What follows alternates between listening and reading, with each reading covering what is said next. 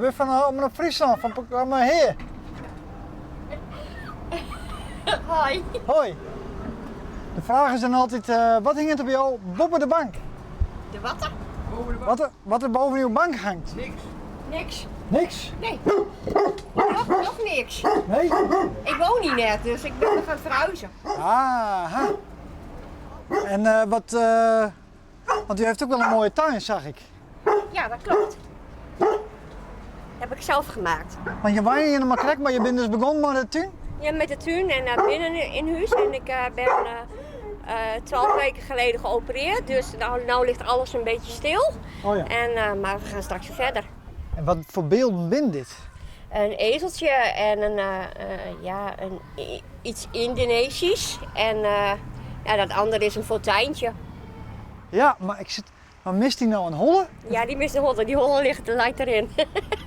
Oh ja.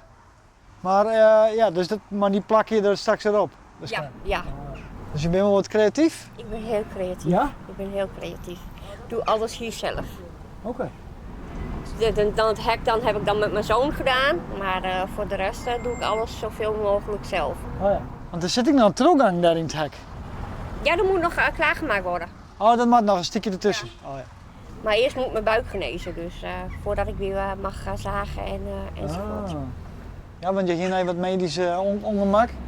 Ik was 120 kilo en dat zeg je nu niet meer. Ik ben inmiddels 50 kilo afgevallen en heb wat ingrepen gehad om alles weer slank te maken. Dus. Ja. Oh, wat super. Ja.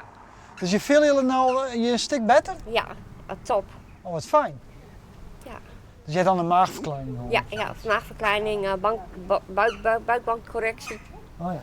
Dus en dan straks, als ik weer goed genezen ben, gaan we de taxi op. Hoe?